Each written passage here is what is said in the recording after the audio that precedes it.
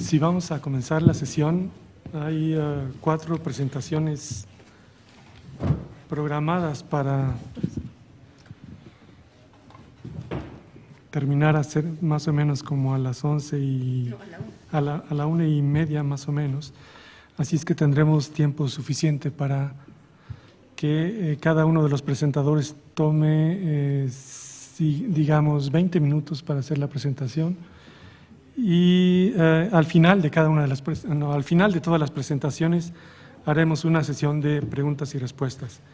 Yo no voy a hacer uso de la palabra porque no es el propósito. Yo le quisiera pasar la palabra a Beatriz para que inicie la sesión. Gracias. Muchas gracias. Muy bien. Voy a comenzar con mi presentación y van ustedes a ver que se confirma más o menos lo que se señalaba en la conferencia inaugural, las semejanzas que existen y que muchas veces nos pasan desapercibidas entre el continente africano y nuestra propia realidad. Muy bien, lo primero que quiero señalar es la importancia que tiene la agricultura para el continente africano. Como ustedes ven ahí, el sector agrícola es uno de los más importantes en la economía africana. Es básicamente el principal sector de empleo prácticamente para la mayoría de los países. En promedio ocupa más o menos el 50% de la fuerza de trabajo, con algunas excepciones, como en países como Sudáfrica, por ejemplo, o como Nigeria, el porcentaje es menor. Pero en otras regiones, como en otros casos, como en África Oriental, el porcentaje se puede elevar hasta el 70% de la población que está ocupada en labores agrícolas. Globalmente el promedio sería un 50% de la fuerza de trabajo. Y una cosa importante es que, a diferencia de lo que sucede en otras regiones del mundo, en África en las últimas décadas la agricultura ha seguido empleando a la mayoría de las personas que se integran al mercado laboral. En otras regiones la gente se va más hacia el sector industrial o hacia los servicios. En África sigue siendo el sector agrícola el que concentra a la mayor parte de la fuerza de trabajo que se va empleando cada vez. Muy bien, los países africanos en general y las instituciones internacionales le han dado una gran importancia al tema de la agricultura. Consideran a la agricultura, como lo que vemos en la gráfica, básicamente como el motor de crecimiento y de desarrollo para el continente. Lo consideran como una palanca para la industrialización, desde luego el arma principal para combatir el hambre, una herramienta contra la pobreza y también contra la inequidad. Una palanca para el comercio, tanto con otras regiones como el comercio intrarregional en África. Entonces, lo ven un poco como la gran expectativa. Pero bueno, ahorita vamos a ver que a pesar de esas expectativas hay varios problemas que enfrenta el continente en cuanto a la agricultura. Una idea que tenemos mucho por lo que nos llega de las noticias es que a lo mejor la producción agrícola en África se ha estado reduciendo porque generalmente nos llegan las imágenes de niños con hambre y cuestiones por el estilo, pero en realidad los datos indican que la producción agrícola en África en realidad ha estado aumentando. De hecho, en las últimas décadas su valor ha crecido, se ha multiplicado en 160%. Lo cual es muy notable y es casi idéntico al que tiene Sudamérica, al valor de la agricultura en Sudamérica, y comparable al de Asia. Ahora, sin embargo, esto no significa que no haya problemas en el sector. Uno de los mayores problemas es que, aunque ha estado aumentando la producción, en realidad los factores de la producción no se han modificado mucho. Generalmente, para aumentar la producción, lo que traté de representar en la gráfica, para que haya más productos agrícolas, básicamente se recurre a la estrategia de emplear cada vez a un mayor número de personas en la fuerza de trabajo laboral o de ampliar los terrenos que se cultivan. Como mencionaban, todavía hay amplios espacios no cultivados en África, entonces una estrategia es ampliar los espacios que se cultivan y en realidad la producción digamos, por unidad no mejora mucho, aunque sí la producción total. Muy bien. esto ha llevado a diferentes problemas. Estos problemas se observan básicamente en el ámbito de la alimentación. Y esto ya sabemos, es una de las noticias que generalmente nos llega acerca de África, lamentablemente, pero bueno, según las estadísticas, 1 de cada 4 personas con desnutrición vive actualmente en África. África es el único continente donde el número de personas con desnutrición ha aumentado en los últimos 30 años y, aunque parezca paradójico, la inseguridad alimentaria es un fenómeno que ataca especialmente al medio rural, justamente a los productores. Ahorita vamos a ver algunas razones. Pero bueno, la cuestión se ha tratado de atacar, de resolver a través de programas diversos de modernización, que se ve como la gran solución, tanto los gobiernos, muchos gobiernos africanos, como muchas organizaciones internacionales, ven a la modernización de la agricultura como la solución. Ahora, la modernización la entienden de una manera limitada o estrecha, porque es concebida básicamente en términos técnicos, y ahorita vamos a ver, pero va ligado con los prejuicios que existen en contra generalmente de las sociedades tradicionales, que solemos ver como atrasadas. Las sociedades tradicionales en África y en otras partes del mundo solemos imaginarlas como sinónimo de atraso, y entonces la modernización, digamos, en esta concepción se va a exportar desde otros puntos, básicamente desde Estados Unidos y desde Europa. Esta modernización está centrada en fomentar unos aspectos muy particulares.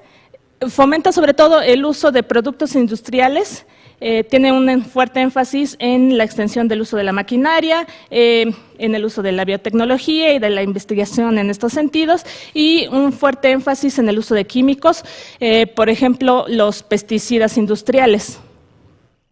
Muy bien.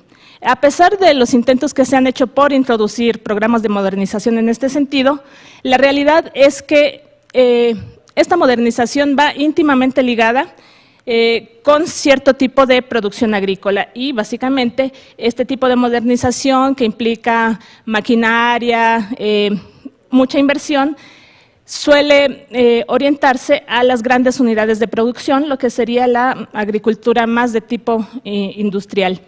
En cambio, la realidad nos señala que la mayor parte de las unidades de producción en África siguen siendo unidades pequeñas, unidades básicamente familiares, que dependen lógicamente del trabajo familiar.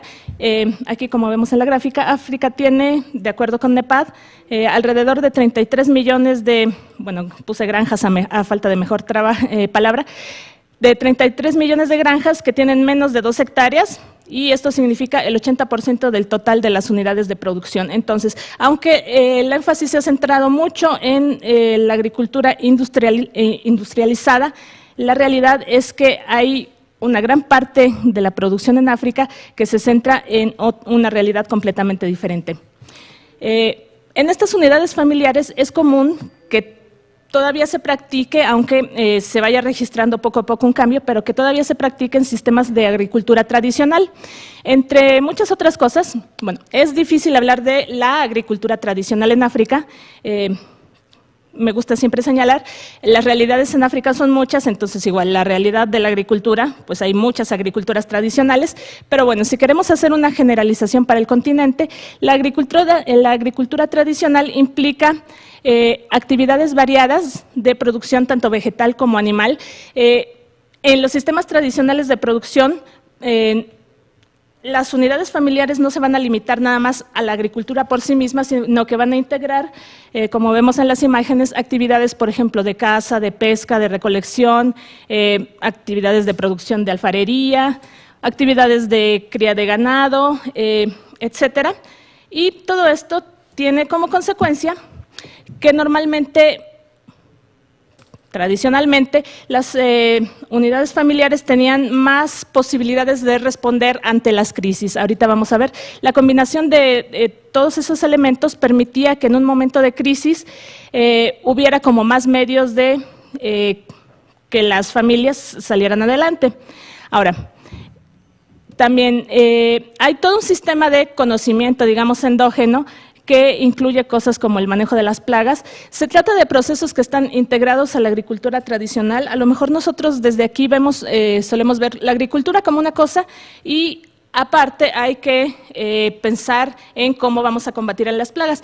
En la producción tradicional en África era una cuestión que venía integrada por cuestiones como la selección de cultivos que eran más resistentes, que eran más estables y que estaban mejor adaptados al medio, el plantar 2 o más cultivos al mismo tiempo, un poco al estilo de la milpa en México, y todo esto generaba la presencia de enemigos entre sí naturales que contribuían a limitar la presencia de las plagas y las mantenían en niveles controlados. Bueno, entonces, como les comentaba, todo esto había generado una importante capacidad de adaptación de la agricultura tradicional por la organización flexible que tenía y por la combinación de los factores de producción.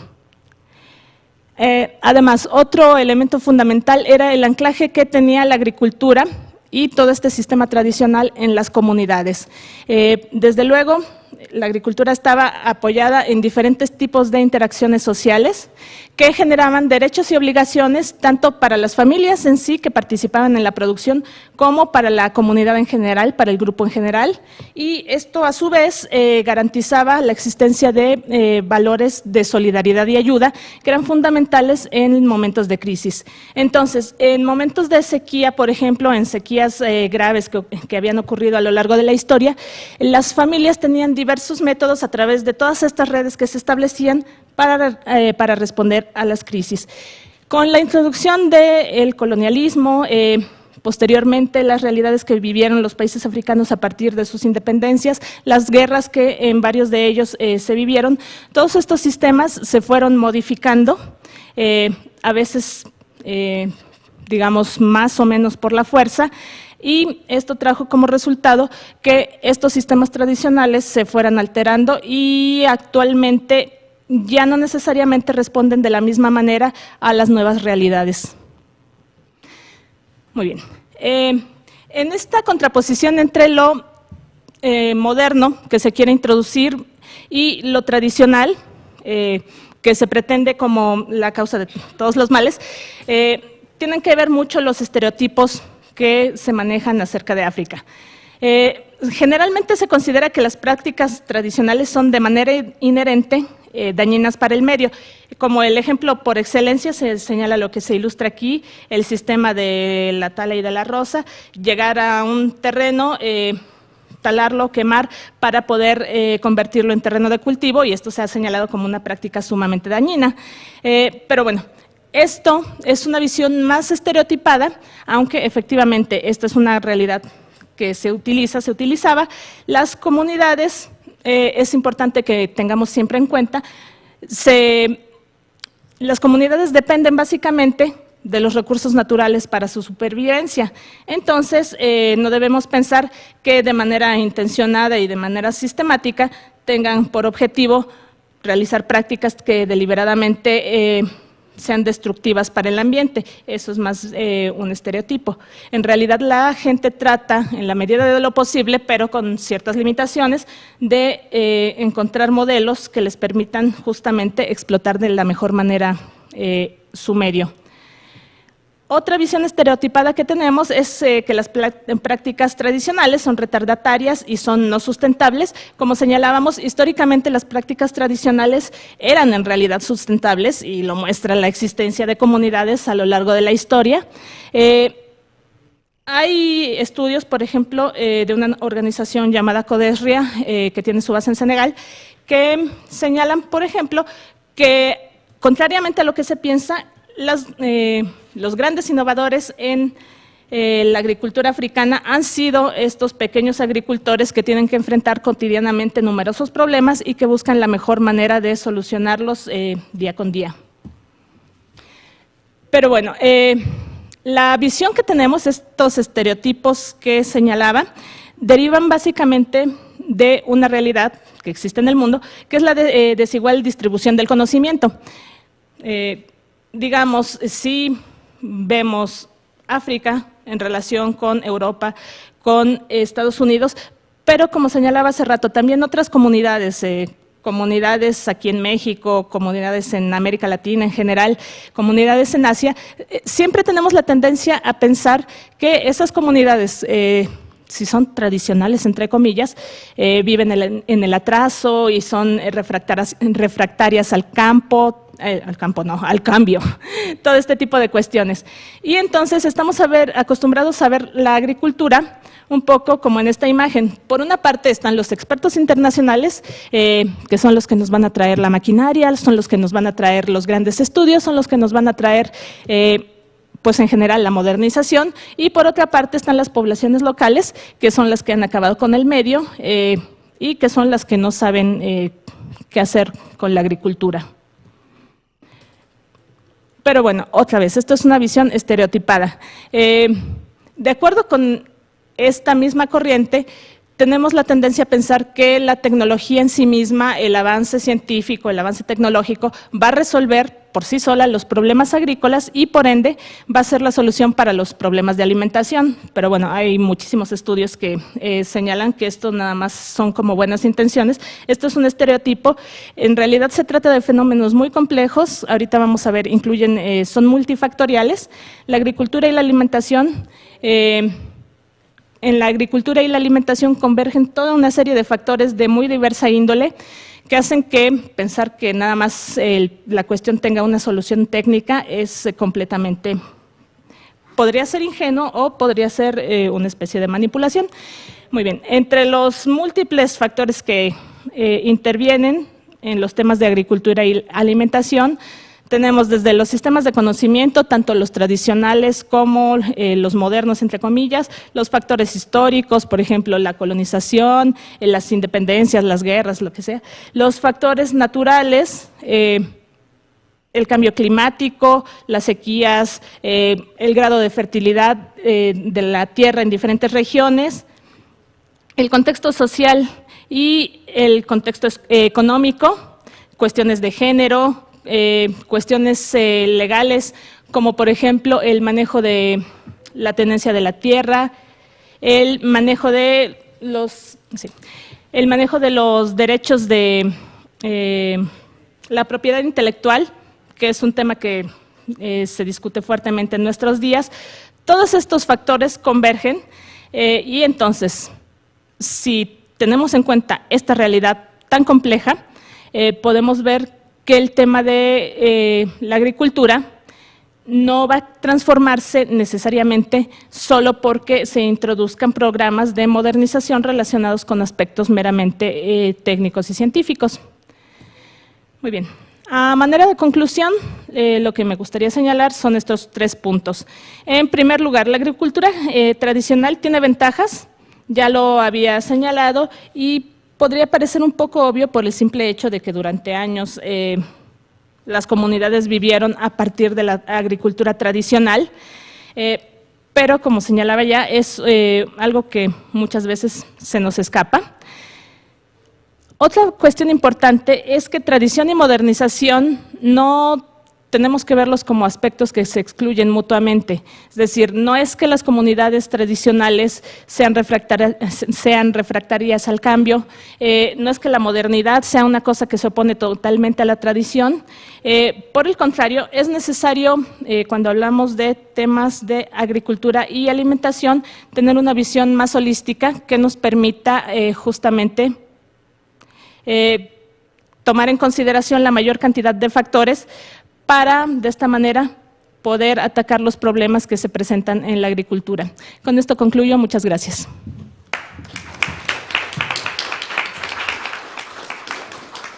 Sí, muchas gracias a Beatriz Escobar por ajustarse al tiempo. Le pasaría inmediatamente la palabra a Hilda Varela, que nos hablará sobre la reforma agraria en la Sudáfrica post-apartheid.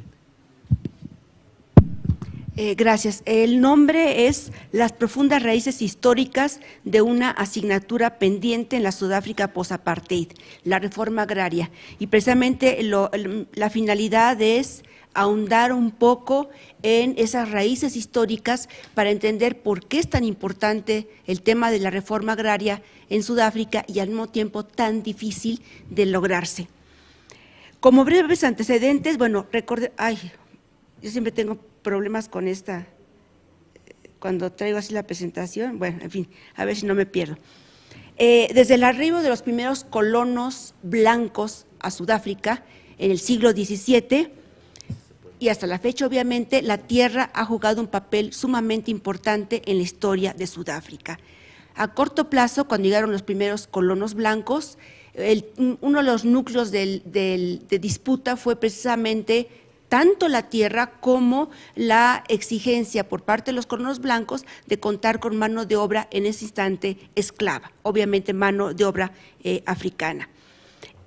En forma paulatina, los colonos blancos fueron avanzando sobre territorio africano, de alguna forma apropiándose de suelo africano y sobre todo tratando de aplicar mecanismos extraeconómicos para obligar a la gente africana a trabajar para los blancos. Cuando decimos aquí mecanismos extraeconómicos, generalmente se piensa que los mecanismos económicos son, por ejemplo, un mercado de trabajo, X tipo de salarios, en fin.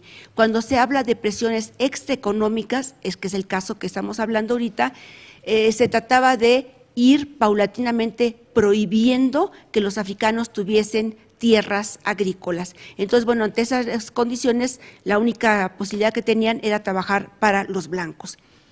Desde el siglo XVII y hasta mediados del siglo XVIII, los primeros colonos blancos, que hoy en día denominamos afrikaners, fueron avanzando por territorio africano, creando pequeñas unidades de producción agrícola con mano de obra esclava o semi-esclava, obviamente africana.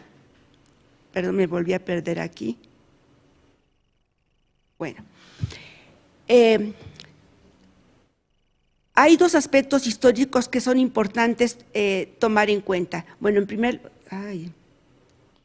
yo no me entiendo con esto, qué barbaridad, me pierdo. Bueno, en primer lugar, el descubrimiento de minas de oro y de diamantes en el último tercio del siglo XIX aceleró la economía de lo que hoy es Sudáfrica y en general de toda la región.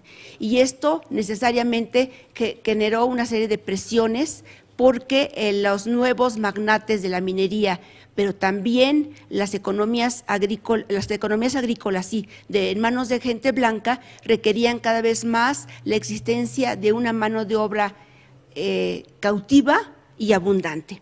El segundo aspecto que es importante es, a finales del siglo XIX, principios del XX, hasta 1902, se registró una sangrienta guerra en lo que hoy es Sudáfrica, conocida como Guerra Sudafricana, es el nombre que se reivindica hoy en día para el tema, aunque en los libros de historia clásicos lo van a presentar como Guerra Anglo-Boer, lo que obviamente es una deformación.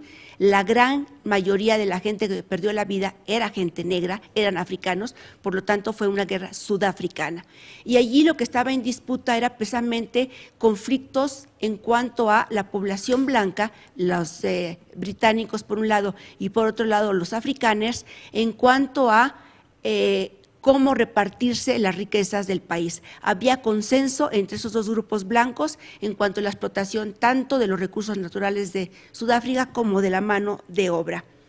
Al terminar la guerra sudafricana, la corona británica, todo se convirtió en una colonia británica, la corona británica empezó a ofrecer créditos en excelentes condiciones a la población blanca. Aquí es importante tomar en cuenta que durante la guerra sudafricana los británicos destrozaron muchas de las pequeñas unidades agrícolas que tenían los afrikaners. Entonces, de alguna forma de compensación, por un lado, algunos afrikaners emigraron a la ciudad y otros, los que decidieron quedarse en el sector rural, recibieron muy buenos créditos oficiales para despegar otra vez la economía. Y a partir de ese momento empieza lentamente la construcción de una industria agrícola capitalista, altamente rentable y, de acuerdo a lo que estoy tratando de explicar, en manos exclusivamente de población blanca. Eso obviamente acentuó más el atraso del sector agrícola en manos de población africana. Sin embargo, fue realmente hasta el siglo XX cuando empiezan realmente los problemas que podríamos decir serios en este aspecto. Por un lado, en 1910 se crea la Unión Sudafricana como un dominio autónomo de la corona británica.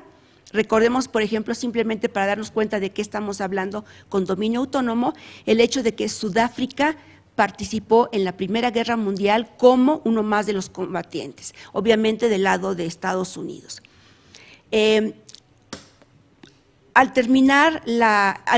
Poco después de creada la Unión Sudafricana y obviamente ante el crecimiento tanto de la industria agrícola tecnificada como de la industria minera, empezó a haber una serie de presiones hacia el gobierno, que era un gobierno blanco y electo solamente por blancos, por parte tanto de la gente que estaba en el sector rural, que eran blancos también, y de los grandes magnates de la minería, para que el gobierno se encargara, por un lado, de garantizar que existiese una mano de obra abundante y barata, y segundo lugar, de que hubiese un control sobre las tierras. Entonces, a partir de 1913, se decreta la primera ley importante, la ley que va a marcar un antecedente importante, porque esta ley lo que va a hacer es codificar una serie de prácticas que ya existían. Básicamente, esta ley va a implicar que las reservas africanas que existían desde el principio de la invasión colonial, desde el siglo XVII, a partir de 1913 se convierte en un factor fundamental, pero jurídico, precisamente para evitar que la gente negra tuviese acceso a las zonas que, entre comillas, los blancos habían decidido que eran exclusivamente para los blancos. De acuerdo a esta primera ley de 1913, se le asigna a la población negra, aproximadamente el 80% de la población total, el 7% del territorio nacional. Esto implicaba que, de alguna forma, los africanos que habían logrado subsistir en forma muy precaria con pequeños cultivos, prácticamente quedaron totalmente excluidos de la posibilidad de producir para ellos mismos y tuvieron que incorporarse como mano de obra contratada, pero obviamente casi gratuita, ya fuese en la minería o en las plantaciones agrícolas en manos de la población blanca. Esto hizo que básicamente la presencia de gente negra en las zonas blancas fuese ilegal y obviamente la tenencia de tierra de gente negra en zonas blancas, que subrayo era prácticamente todo el país, era ilegal. De alguna forma se fue permitiendo que hubiese cierta presencia de africanos en las zonas urbanas, en las zonas blancas, porque la gente negra eran precisamente los trabajadores casi gratuitos que necesitaba la economía sudafricana. Esta primera ley de 1913, que subrayo, es la que va a garantizar la existencia de una mano de obra barata, va a permitir que las tierras, que la tenencia de la tierra esté prohibida para la población negra. Posteriormente fue enmendada, entre comillas, en 1936, pero lo que hizo fue, por un lado, ampliar ligeramente el margen de propiedad que podía tener la población negra, que originalmente era del 7%, y en forma, entre comillas, generosa, lo aumentó al 13%, y estamos hablando del 80% de la población, pero simultáneamente introdujo nuevas limitantes para que la población negra pudiese estar en las zonas blancas. Entonces, bueno, aparentemente esta concesión tuvo un costo sumamente fuerte, mayor sobre la población africana de la zona.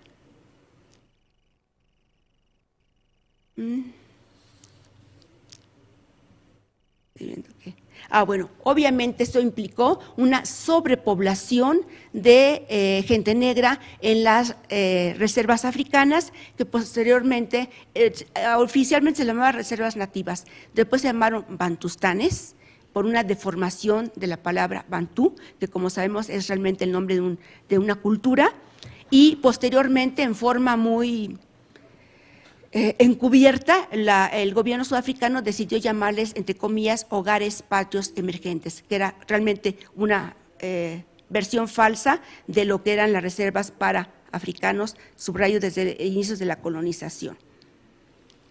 A ellos. Perdón, pero ya me perdí dónde iba. Un aspecto importante.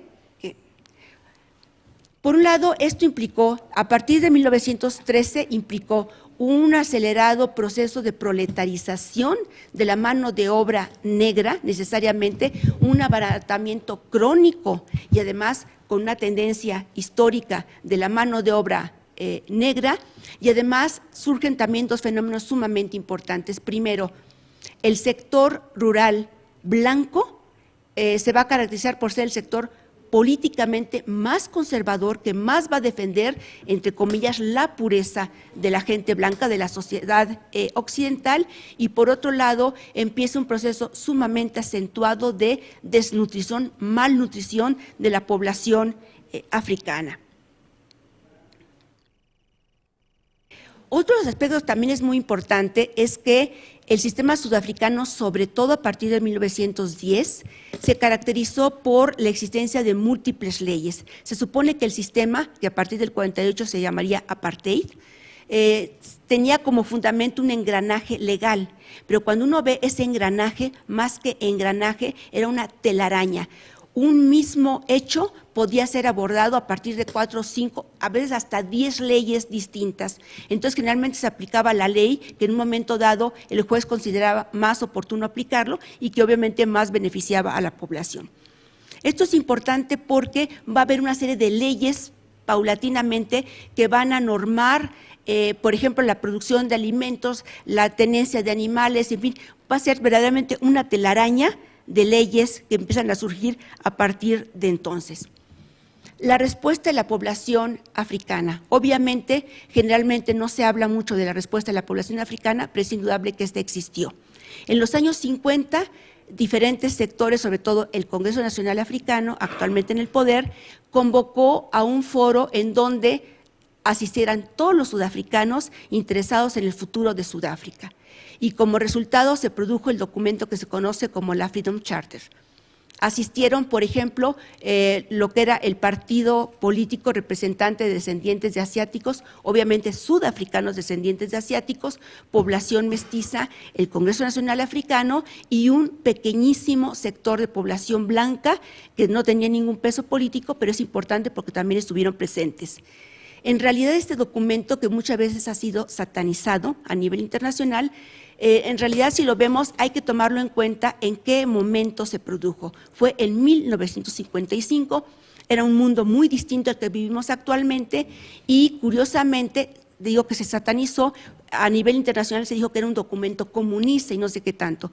Cuando uno lo ve, sobre todo en cuanto al terreno agrícola, en realidad no se hablaba de nacionalización de la tierra. Lo que se hablaba era de un reparto de la tierra de acuerdo a las condiciones laborales de cada persona. Era de alguna forma, la tierra es para el que la trabaja y precisamente lo que planteaba era básicamente una situación de justicia social, que es lo que está detrás del proceso. Bueno, obviamente con el apartheid se acentuó el proceso de expoliación, de expulsión de la población negra de las zonas blancas.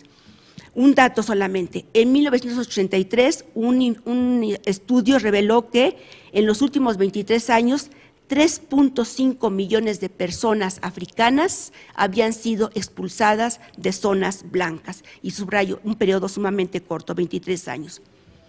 En 1994, estamos obviamente celebrando el 20 aniversario del fin del apartheid en Sudáfrica. Cuando Nelson Mandela toma el poder, el primer presidente de piel negra de Sudáfrica, obviamente electo, se estimaba que el 87% del territorio estaba en manos, del territorio general de Sudáfrica, estaba en manos de la población blanca. En ese momento, como un acto más de justicia, el gobierno de Mandela proclamó la llamada Ley de Restitución de los Derechos sobre la Tierra. Sin embargo, es importante mencionar que la relación que hay entre la población y la tierra en Sudáfrica es fundamentalmente un criterio básico para definir la posición política. Para los blancos, ¿qué significaba la posesión de las tierras, sobre todo las agrícolas? Significaba la conservación de un, entre comillas, derecho que ellos consideraban que era básico de la población blanca. Híjole, me dicen que 5 minutos, me voy a apurar. Y para la gente negra implicaba obviamente el recuerdo de todo lo que había sido robado a ellos. Como tengo pocos minutos, me voy, bueno. Empieza con el gobierno de Mandela un programa de reforma agraria sumamente difícil. Fue sumamente difícil porque se enfrentaba a problemas distintos, burocráticos, por ejemplo, la volatilidad del mercado de los productos, una gran cantidad de población negra que no tenía acceso a tierras agrícolas, pero que tampoco tenía las condiciones económicas para poder en un momento dado producir la tierra. Recordemos que al terminar la guerra sudafricana, el gobierno británico dio financiamiento a los granjeros blancos para la producción capitalista. En 1994 se intentó que hubiese una compensación a los africanos que habían perdido sus tierras, pero obviamente no había dinero. Entonces, este intento de reforma, este programa que está todavía vigente de reforma agraria va a enfrentar ese gran problema, la ausencia de capital para apoyar a la población africana y además ese gran problema político, de sensibilidad política, que los blancos sentían que sus intereses estaban afectados. Otro de los grandes problemas de esta ley es que tan solo hablaba de las tierras que habían sido expropiadas o robadas desde 1913, pero no tomaba en cuenta las tierras que históricamente habían sido robadas a la población negra. Entonces, obviamente, esto también creó un alto nivel de insatisfacción entre la gente negra porque veía que no había muchas posibilidades a corto plazo de que fueran recuperadas sus tierras. Para corregir las fallas que comprendía el programa de reforma y siguiendo la tradición sudafricana, el nuevo gobierno post-apartheid empezó a elaborar una serie de leyes, no las voy a mencionar todas, muchísimas leyes, pequeñas leyes, pero que en realidad al final de cuentas hasta ahora han resultado en gran parte en letra muerta, sobre todo por las dificultades que enfrenta Sudáfrica. Por ejemplo, una ley sobre la producción orgánica, una ley sobre los productos, se me olvidó la palabra, transgenéricos, en fin. Pero además se enfrenta Sudáfrica a temas como el cambio climático, los cambios, como veíamos con la presentación del doctor Yunes, los cambios en las necesidades del mercado local, esto es, ¿qué es lo que reclama el mercado local? Otro de los aspectos aquí importantes es que la agricultura en Sudáfrica, se considera que en la agricultura está la gran cantidad de población negra pobre. Es muy difícil hablar de cifras, generalmente se considera que es un tema muy riesgoso, pero algunos autores sostienen que el 40% de la población africana está dedicada a la agricultura y especialmente allí el sector en donde es más acentuada la pobreza. La agricultura proporciona tan solo el 3% del Producto Nacional Bruto, pero representa el 7% del empleo formal, cifras de 2013. Bueno, actualmente con el gobierno de Jacob Zuma se habla de un nuevo camino de crecimiento. De alguna forma, algunos autores consideran, algunos observadores internacionales consideran que es un poco dejar atrás esa reforma que resultaba muy ambiciosa pero poco realizable. Se calcula que probablemente el 20% de las tierras han pasado a manos de población africana, pero prácticamente sin financiamiento. Entonces, esto implica necesariamente una tendencia hacia el declive de la producción agrícola. Una de las metas del gobierno con este programa, este nuevo camino de crecimiento, sería crear 300,000 nuevos empleos, sobre todo para población rural africana, que comprendería no solamente directamente en producción agrícola, sino también en una serie de industrias asociadas. Por ejemplo, la producción de alimentos no perecederos, por ejemplo, enlatados, cosas por el estilo. Yo no sé si aquí le paro porque, bueno, tan solo terminaría con esto.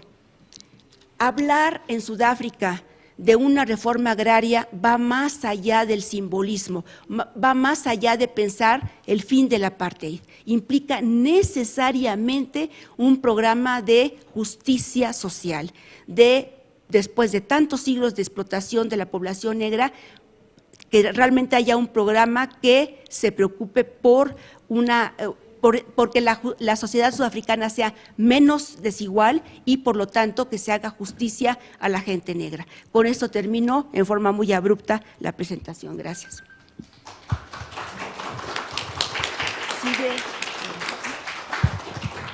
Muy abruptamente, pero justo a tiempo terminaste, Hilda, así es que muchas gracias.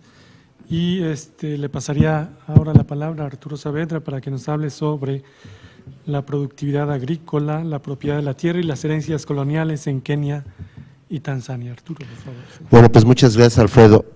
A ver, una pregunta, ¿sí se oye, verdad? Sí, con estos problemas auditivos, desgraciadamente. Bueno, pues muy buenos días. Bueno, en términos generales quisiera iniciar simplemente con una pequeña reflexión de que, bueno, estas jornadas académicas que anualmente tenemos en conjunción con la Secretaría de Relaciones Exteriores son muy útiles porque a veces pues nos hacen ponernos a pensar y a trabajar en cosas que no necesariamente son nuestra especialidad o los temas que trabajamos cotidianamente. No obstante, y creo que a diferencia de otros años, el tema de la agricultura o el tema de la alimentación, pues evidentemente es un tema universal por obvias razones, ¿no? Porque desde las bacterias hasta los elefantes, pues todo el mundo come.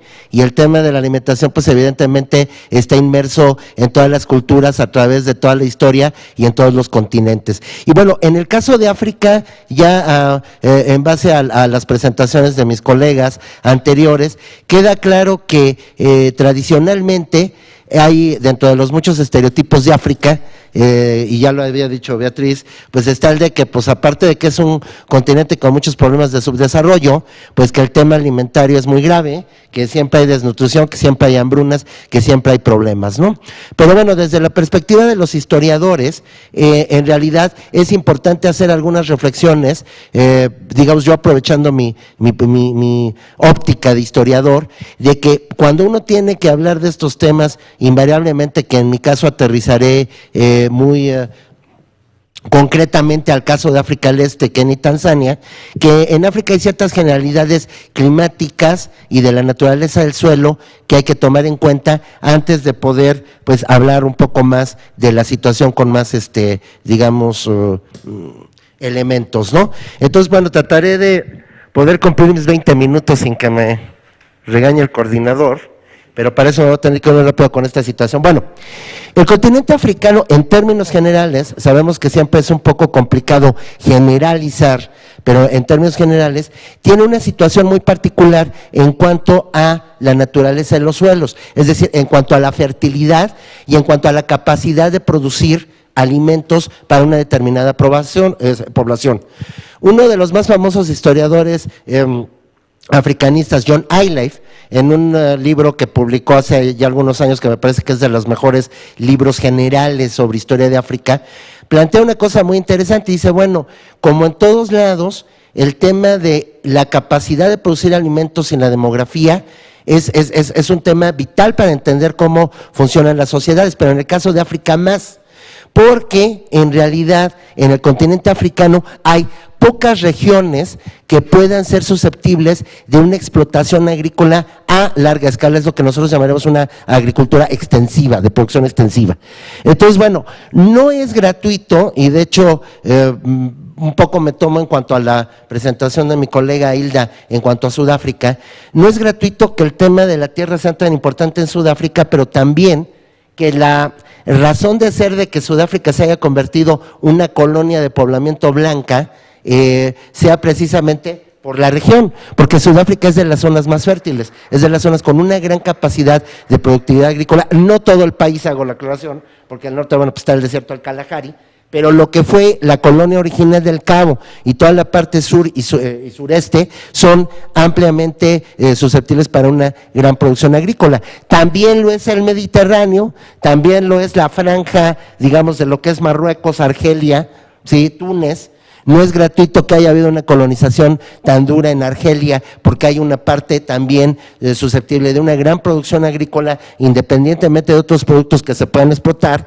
Y también en el caso específico de África del Este, sobre todo lo que nosotros conocemos como el Valle del Rift, es la zona donde hay más posibilidades de crear una industria de producción agrícola importante. Lo que ustedes ven en el mapa, digamos de los colores así como color vino, son donde estamos hablando de las regiones con más capacidad de producción agrícola. Ahora bien, no quiere decir que el resto del continente no tenga las posibilidades de crear una autosuficiencia alimentaria y que su agricultura no pueda dar para eso. Pero en muchas regiones de África el problema histórico, y eso lo podemos ver revisando las historias que ha habido, autores como Bansina, el mismo iLife, el gran problema es que hay muchas regiones de África que el suelo se agota muy rápido.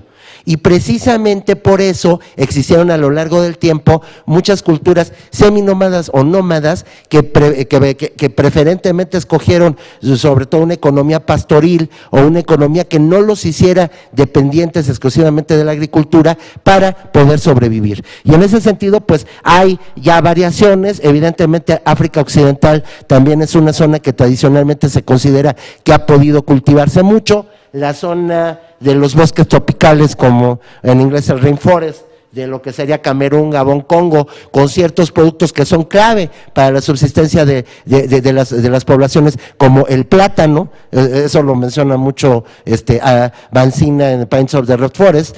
Y en este sentido, pues bueno, los pueblos africanos en tiempos anteriores a la colonización europea están sobreviviendo en cuanto a la capacidad son sociedades de autosubsistencia en la mayoría de los casos, van sobreviviendo a partir de la posibilidad de combinar la agricultura con otras actividades. Evidentemente también hay pueblos que se vuelven totalmente sedentarios y totalmente agrícolas, como por ejemplo en el caso de Uganda los Baganda, para dar un ejemplo, en el caso de Kenia los Kikuyu, pero muchos pueblos van combinando actividades agrícolas con la actividad del pastoreo. Algunas sociedades siguen manteniéndose en caza y recolección, pero en este caso, pues bueno, lo que habría que recordar es de que siempre esta situación hace que no haya una densidad demográfica muy fuerte en muchas regiones del continente africano y más bien movimientos migratorios que van poco a poco o poblando ciertas regiones o también interactuando con grupos ya establecidos, y eso generalmente sucede en buena parte de la historia africana hasta el siglo XIX con la colonización formal del continente europeo. ¿Cómo se comprueba esta idea? Pues bueno, por ejemplo, Egipto es un caso aparte. Egipto es un estado y es una cultura muy importante, pero porque tiene el Nilo y porque el Nilo sí permite una gran capacidad de producción agrícola, lo que le llamaba Heródoto el don del Nilo, Egipto.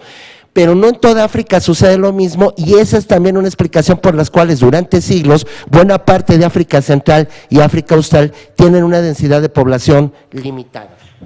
Bueno, entonces pasando a otra cosa, en el caso concreto de África del Este, lo que nosotros vemos, ya les había comentado, mi idea es hacer un poco una reflexión a partir del periodo colonial y un poco rastrear como qué problemas hay en el presente.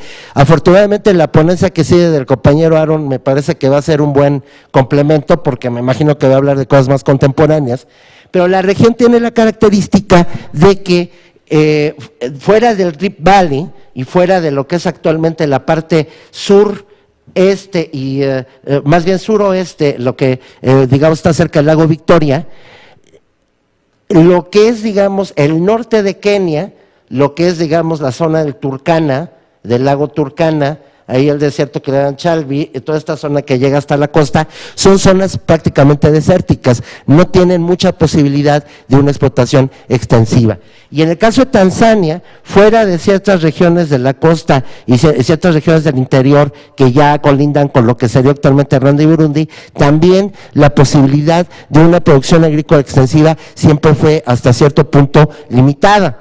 A diferencia de Uganda, que por estar en la zona del lago Victoria, del nacimiento del Nilo, tradicionalmente está considerado como una zona con una capacidad de producción alimentaria mucho más fuerte. Esta es, en términos generales, la situación de lo que es esta región, aunque pues podríamos decir que en el momento en que llega la colonización europea, la densidad de población no es demasiado fuerte en buena parte de estas regiones, quizás con excepción de la zona de los lagos, Uganda, Ruanda y Burundi, que se supone que ya había sociedades mucho más establecidas y mucho más consolidadas, pero en principio esto permite que haya durante siglos, aunque pudiera sonar muy romántico, una convivencia hasta cierto punto digamos, tranquila y no sin muchos problemas entre pueblos que se dedican a la pesca, tanto en la costa como en el lago, a la agricultura totalmente, pueblos sedentarios que también hay,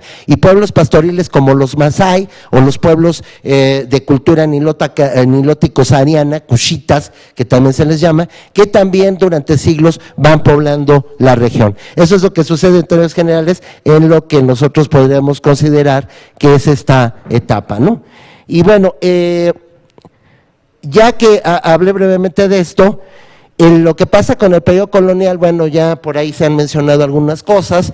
En el caso concreto de esta región, como casi todo el continente, a partir de la Conferencia de Berlín, se hace un reparto entre Gran Bretaña y lo que es en esa época el Imperio Alemán. Entonces, pues bueno, aquí hay varios puntos importantes que tratar, pero otra vez me voy al mapita, porque si no, no se entiende bien. Entonces la cuestión es que, de hecho, como ustedes bien saben, buena parte de las naciones africanas contemporáneas están conformadas, o sea, sus límites, sus fronteras, son desde producto una de las herencias coloniales.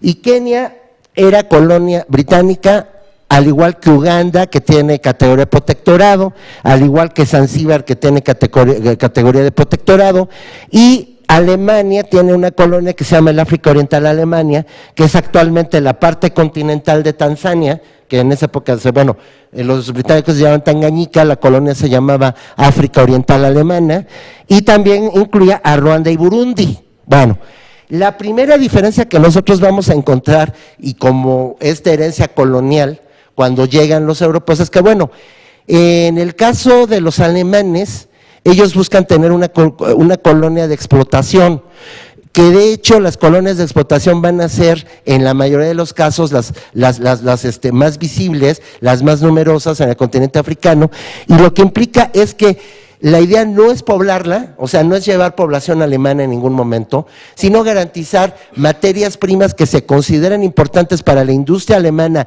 de ese momento, para, digamos, desarrollar su industria. Y en este caso, los principales productos van a ser tabaco, café y, sobre todo, algodón.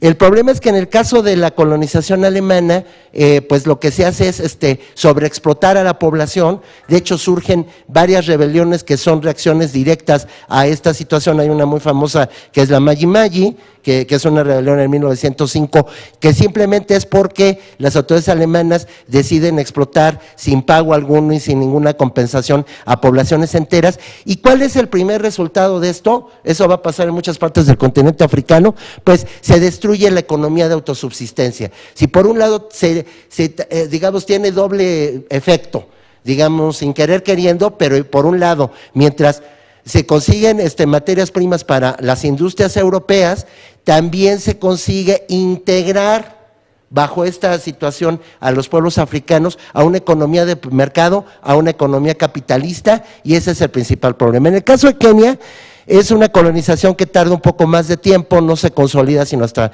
1900, 1905, pero en este caso los británicos se dan cuenta que existe la zona del Valle del Rif y ellos iban a combinar por un lado, o sea, el interés de Kenia inicialmente para la corona británica es la ruta del ferrocarril desde las costas hasta Uganda, que se considera que Uganda es la colonia más explotable de la región, y en principio esa es la idea. Y por otra, cuando se encuentra el Valle del Rif, ahí sí hacer una colonia de poblamiento, que de hecho, pues bueno, los que conocen Kenia saben que pues de hecho la región de Nairobi, que primero simplemente fue una posta, una base para la construcción del ferrocarril, es una zona originalmente habitada por los Kikuyu, que es un pueblo totalmente sedentario agrícola y que es el que aprovecha toda la región del Monte Kenia y del Valle del Rift para la agricultura.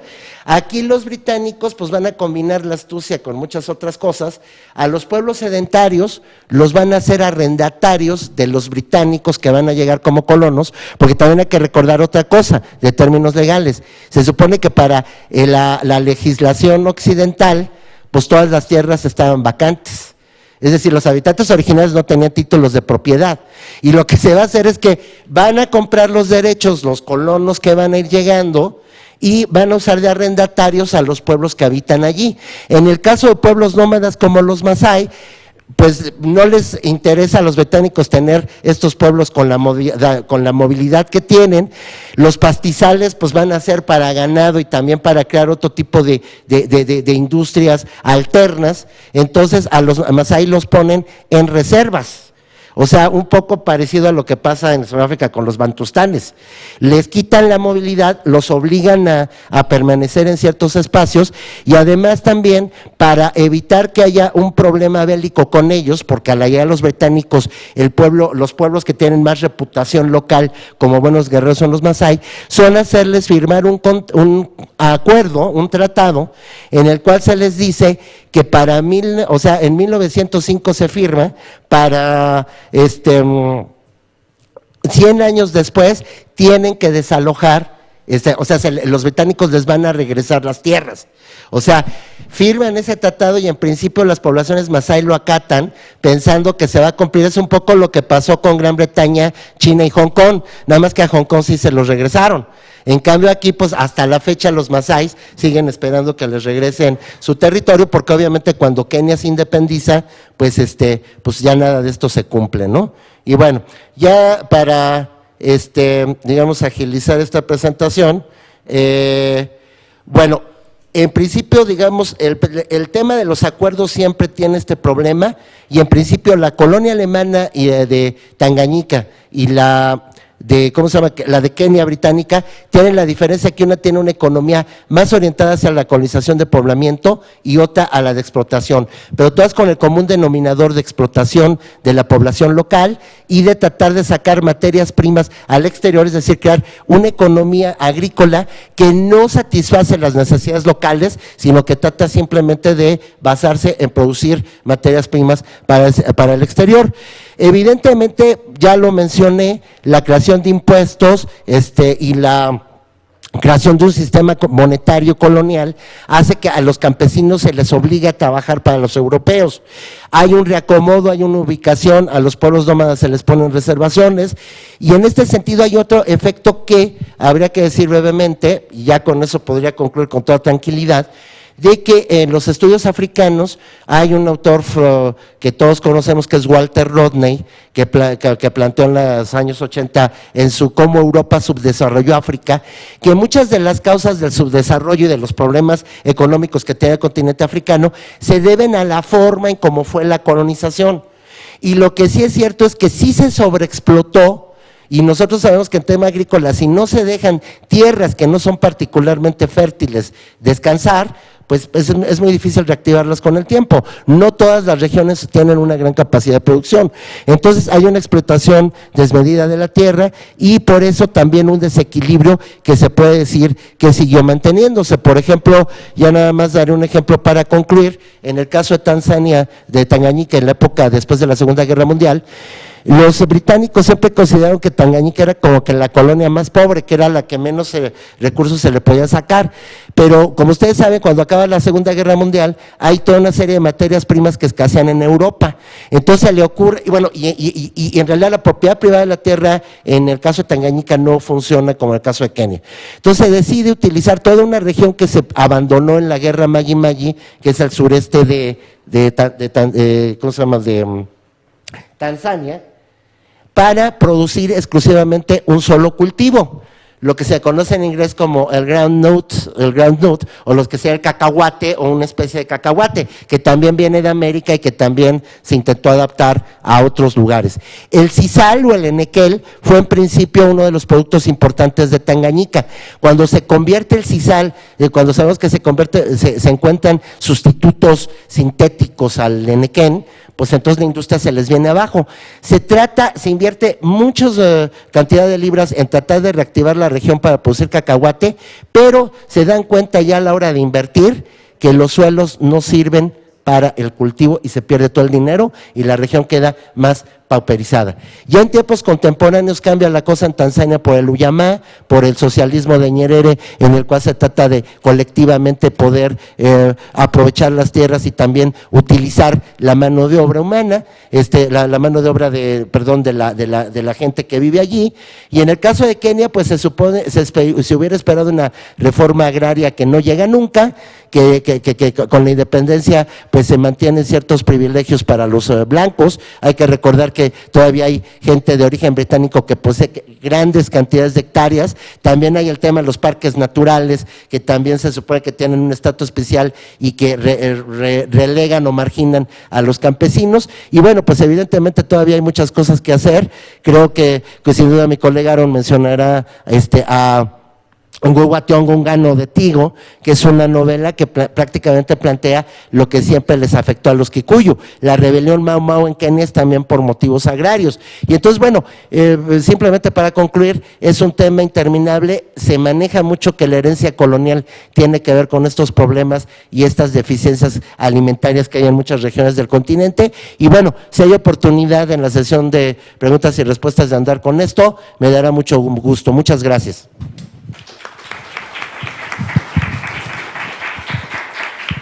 Sí, muchas gracias, Arturo, y yo únicamente me concreto a pasarle la estafeta a Aaron para que hable sobre los espacios africanos. Bueno, gracias. Bueno, para ayudar un poco a los traductores voy a leer la mayoría de lo que voy a hablar. Gracias de nuevo al CEA, a la directora Hilde Varela y a la secretaria de Relaciones Exteriores por la invitación. Lo que voy a estar hablando hoy es un poco de la política, pero más de la literatura de tres autores, una de Guinea Ecuatorial y uno de Tanzania y otro de Kenia, lo que acaba de mencionar mi colega Arturo, Ngung'athiongo. Bueno, esta investigación pretende indagar la manera en que la tierra, como recurso productivo y reproductivo en términos alimenticios y económicos, e incluso filosóficos y espirituales, se ha explotado por ciudadanos de Kenia, Tanzania y Guinea Ecuatorial, y cómo estas acciones se ven reflejadas en formas literarias, con especial énfasis en la novela, con referencia a otros géneros relevantes. A través de un análisis de las obras de algunos novelistas, y hablando un poco del teatro también en el caso de Ngung'athiongo, el análisis mostrará la manera en que la tierra se ha mantenido como fuente de poder sociopolítico y como elemento fundamental de la autorrealización comunitaria e individual en los tres países. Una exploración de la literatura narrativa de estas tres naciones postcoloniales nos permitirá explorar la complejidad de la tierra como foco económico, sociopolítico e incluso religioso espiritual del pensamiento y acción en grandes y pequeñas comunidades kenianas, tanzanas y Guinea Ecuatoriales. Un estudio cuidadoso de los textos creativos que hablan de la tierra nos dará la oportunidad de responder a una serie de preguntas relacionadas. ¿Qué es la naturaleza de la tierra y cómo se expresa en estas obras? ¿En qué sistemas de poder y contrapoder se encuentra distribuida? Y finalmente, ¿cuál es la importancia cultural y económica de la tierra para los habitantes? Se busca identificar estas concepciones que se le otorgan a la tierra en las creaciones literarias. Para responder a estas preguntas, analizaré tres textos, cada uno escrito por los autores Ngung'athiongo de Kenia, Unsue de Guinea Ecuatorial y Ismail Mbise de Tanzania. Los tres literatos hacen de la tierra de su país natal una presencia fuerte en sus obras. En cierto momento, estas tierras ocupan un papel sociopolítico que motiva las emociones de los caracteres y establece también un vínculo fuerte entre el narrador, autor, y el país al que pertenece. En la primera sección realizaré una revisión breve de algunos puntos histórico-culturales salientes que iluminan las trayectorias de la tierra en estas comunidades africanas. Todo ello con la intención de identificar algunos de los puntos de convergencia entre los textos creativos provenientes de los autores mencionados e incluso otros escritores. Asimismo, el distinguir las tradiciones globales donde la tierra funciona como un enfoque central de la expresión literaria. En México, tenemos ejemplos literarios que muestran la potencialidad de la literatura para discutir la importancia de la tierra y la relevancia de su control como fuente de poder. Quizá el ejemplo más conocido sería el cuento Nos han dado la tierra, de Juan Rulfo, ubicado en la colección de El llano en llamas, del 1953.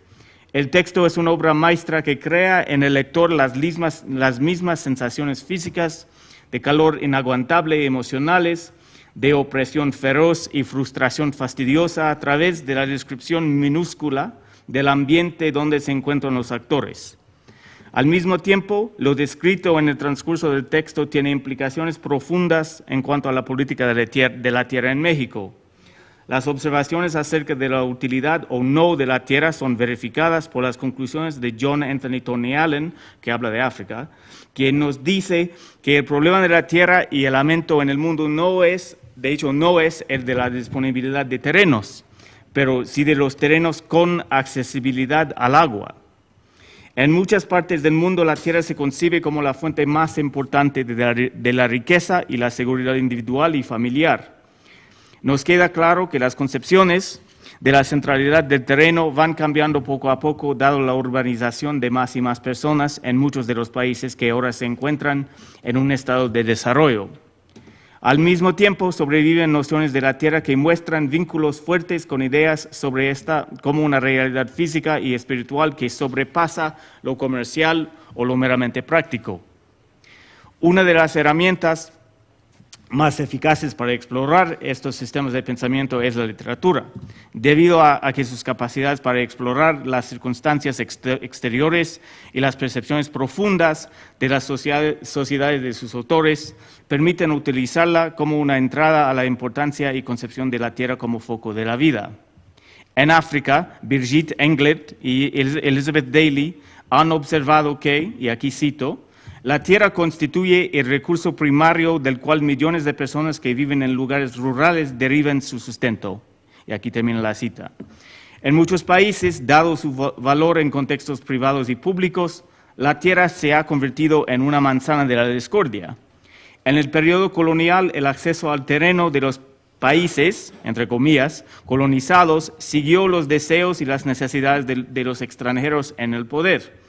Por diversas razones, los gobiernos europeos que habían dividido el continente africano a lo largo de los siglos anteriores y en particular después de la famosa conferencia de Berlín en 1884-85, dieron impulso a diversos tipos de cambios sociales y económicos en sus colonias sin intentar desarrollar una infraestructura industrial para producir y mucho menos exportar productos determinados. Resultado directo de los objetivos coloniales de crear nuevos mercados para sus productos y asegurarse de materias primas para convertirlas en sus productos refinados. Y aquí hago referencia, de hecho, al libro de Walter Rodney, que acaba de mencionar Arturo. La tierra y su capacidad directa de producción y reproducción se volvió un enfoque central de la vida personal y sociopolítica en países tales como Guinea Ecuatorial, Kenia y Tanzania, entre muchas otras colonias y países africanos postcoloniales o neocoloniales, dependiendo de su perspectiva. Después de la independencia, en muchos países africanos, la redistribución de la tierra, o no redistribución, se convirtió en uno de los objetos primarios, supuestamente, del nuevo gobierno. A pesar de los esfuerzos retóricos gastados en articular estos planes oficiales, no hemos visto aún grandes logros en cuanto a la iniciativa política de otorgar terrenos a los ciudadanos africanos de estos nuevos países independientes. En gran parte, dicha reticencia se debe a la naturaleza de la política del nuevo patrimonialismo, tal como lo han argumentado los investigadores Peter Ogabe Agbese y George Clay Keye, quienes refieren a la necesidad de una transformación básica y esperanzadora para que el Estado africano postcolonial pueda funcionar de una manera responsable y beneficiosa con la mayoría de sus ciudadanos. Si bien no es mi intención argumentar que la literatura ha tenido una influencia directa en la conformación de las políticas de la tierra en los tres países aquí considerados, nos queda claro que la tierra tiene una presencia relevante en la literatura, aunque es tratada de una manera distinta por cada autor, dado las exigencias del cuento que desea narrar. Un ejemplo es la novela de Ismail Mbisi, Blood on Our Land, o Sangre sobre nuestra tierra, publicado en Tanzania en el año 1974, unos 13 años después de la independencia de Tanganyika y 12 años después de la unificación de Tanganyika con Zanzíbar y el establecimiento de la República de Tanzania. Esta novela debe ser considerada y explorada teniendo en cuenta la política de ujamaa o colectividad, que se articuló a través de la Declaración de Arusha, publicado en 1967. Cuando Mbisi escribió su novela, la política de vijiji vya ujamaa, o aldeas colectivas, el fenómeno de reubicación en las aldeas estaba en pleno auge. Más de una década después se abandonaría esta política por completo a causa de su impacto desastroso en la economía nacional. Pero en ese momento, y gracias al liderazgo carismático de Julius Nyerere, dominaba el discurso del socialismo africano del Partido Revolucionario, o Chama cha Mapinduzi, en la joven república. El libro de Mbisi y la historia que relata muestra similitudes con la lucha de las Fuerzas Armadas de Mau Mau en el país vecino de Kenia.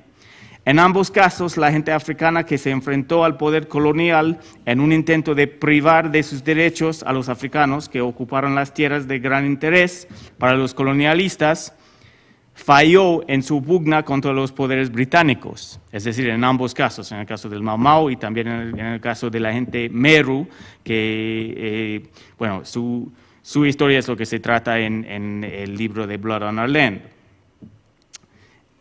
Si bien no lograron anular o cambiar las decisiones del gobierno colonial a corto plazo, puede argumentarse que en ambos casos su activismo aseguró el derecho de acceso a sus terrenos, fuente importante de empoderamiento social que más tarde dará impulso a varios movimientos contra la dominación británica en esta parte de África.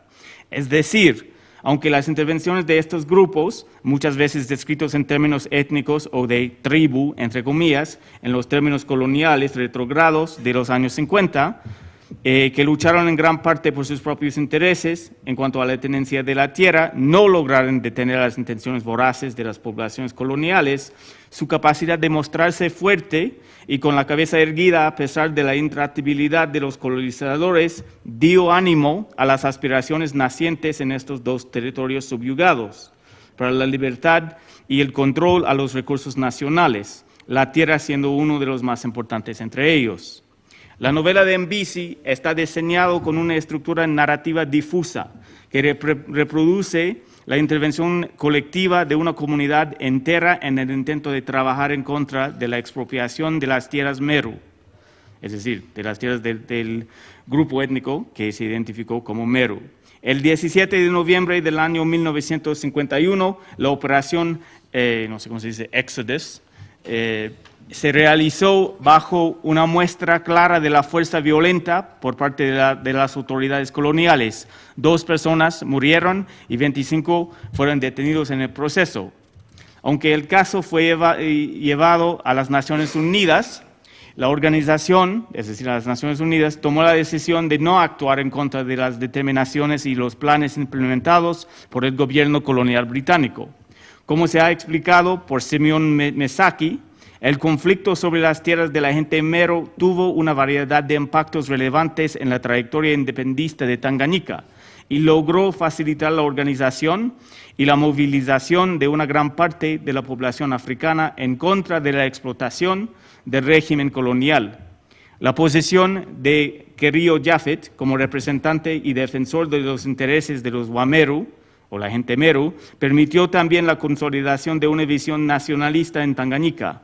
Estas concepciones se fortalecieron con la decisión de Julius Nyerere, en aquel tiempo presidente de TANU, o la Unión Nacional Africana de Tanganyika, quien solicitaría a querido Japhet a hacer un recorrido de toda la colonia para avisar a todos acerca del caso del robo de la tierra en los territorios Meru. Es obvio, entonces, las razones por las cuales se publicó la novela de Mbisi, logrando obtener una posición significativa como un texto creativo y inspirador. Podemos decir incluso que la visión propuesta por la narración dio un cierto tipo de poder e influencia a través de la aprobación del nuevo gobierno independiente. La creatividad de Mbisi como resultado de este respaldo se convirtió en más de una ficción. La expresión artística de estas realidades se transformó en una obra con peso político-social en cuanto a la centralidad de la tierra y su control como piedra angular en la lucha por la independencia y las políticas territoriales que vinieron después de su establecimiento. En el artículo anteriormente mencionado de Mesaki, el autor también menciona que la lucha de la gente Meru forzó alianzas con la gente Gikuyu en Kenia y confirmó sus sospechas sobre las intenciones siniestras de los colonos blancos y su colusión con las autoridades coloniales. De hecho, todo eso era una cita, perdón. Es decir, dado la cronología del activismo de Meru, es bastante probable que tuviese un impacto directo en la organización de los grupos de Gikuyu y otras etnicidades que en poco tiempo surgieran como el Ejército de Tierra y Libertad en Kenia. En cambio, el caso de la gente Meru en Tanzania y la recuperación de su activismo en la literatura y la acción política como parte fundamental de la historia de la nación en Kenia, el conflicto Mau Mau desde su comienzo ha tenido una posición ambigua en la imaginaria colectiva keniana. Hay muchos autores kenianos que han escrito un sinnúmero de obras creativas interpretando y explicando la naturaleza y la relevancia de la conflagración y sus varios aspectos, entre las distintas comunidades de los Gikuyu o entre los soldados Mau Mau y las fuerzas coloniales. A pesar de esta cantidad de escritos, el papel de los Mau Mau y su lucha por la tierra, así como la definición del Estado keniano, sigue siendo contestatario. Uno de los autores que se ha dedicado a un análisis profundo y variado de este periodo y su impacto prolongado en la formación de una identidad keniana es Ngugi wa Thiong'o, posiblemente el autor keniano más conocido mundialmente. De manera individual, y junto con otros autores ha escrito libros y ha colaborado en una variedad de proyectos artísticos que debaten la misión, logros y fallas del proyecto o los proyectos del Mau Mau. No obstante que las obras de wa Thiong'o son obras de ficción, varios investigadores han hecho observaciones acerca de la relevancia de sus intervenciones creativas y la conceptualización de la historia en Kenia. En 1989, por ejemplo, Carol Sicherman propuso que Dedan Kimathi y la lucha Mau Mau son, entre comillas, el gran tema histórico de los escritos de Ngugi. Y ahí termina la cita. Mientras Mbisi, en su novela, intenta representar la colectividad heroica de la gente Meru enfrentándose contra la avaricia de los poderes coloniales, wa Thiong'o, a lo largo de su carrera, ha desarrollado una visión mucho más compleja de los significados del movimiento Mau Mau. Eso quiere decir que, si bien el tono celebratorio de una obra teatral como The Trial of Dedan Kimathi presenta una visión idílica de Kimathi y los Mau Mau, en general las novelas como A Grain of Wheat, Un grano de trigo, y Petals of Blood nos dan una perspectiva bastante compleja de las acciones y motivaciones que forman parte de este movimiento y sus llegados. Lo que Ngugi wa Thiong'o hace a través de sus ficciones es presentar una variedad impresionante de razones por las cuales los kenianos y en particular los kikuyos participaron en el movimiento Mau Mau.